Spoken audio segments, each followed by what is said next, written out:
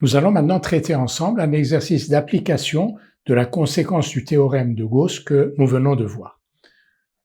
On nous demande de montrer, en utilisant des tableaux de congruence, que A égale n fois n2 plus 5, où n est un entier naturel, est divisible par 2 et par 3, puis d'en déduire que A est divisible par 6.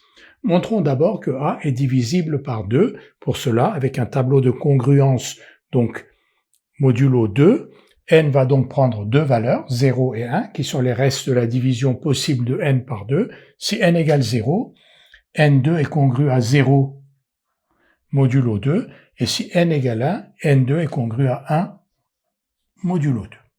Ce qui signifie en fait que si n est pair, n2 est pair, que si n est impair, n2 est impair. n2 plus 5 donc va être congru à 5 modulo 2, 5 modulo 2, c'est 1, et n2 plus 5, ici 6 modulo 2, c'est-à-dire 0. Maintenant, A, c'est n fois n2 plus 5. Donc, n fois n2 plus 5, c'est 0, modulo 5, et 1 fois 0, 0. Donc, A est toujours congru à 0 modulo 2, donc A est divisible par 2.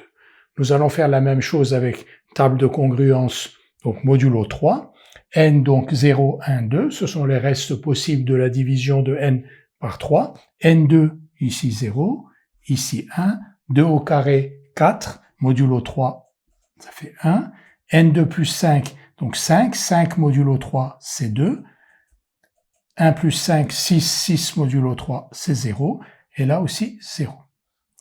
Maintenant, A, c'est n fois n2 plus 5. Donc, n fois n2 plus 5, d'après les propriétés de compatibilité des congruences avec la multiplication. Donc, ici 0, et ici 0. Donc, A est congru toujours à 0 modulo 3, et A est congru à 0 modulo 2. On a donc montré que 2 et 3 divisaient A. 2 et 3, donc divisent A. Et 2 et 3 sont premiers entre eux.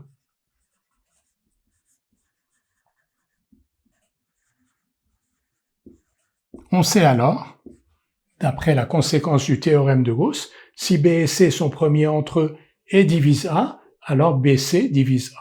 Donc 2 et 3 sont premiers entre eux, 2 et 3 divisent A. Donc 2 fois 3 égale 6, divise A, comme on nous demandait de le montrer.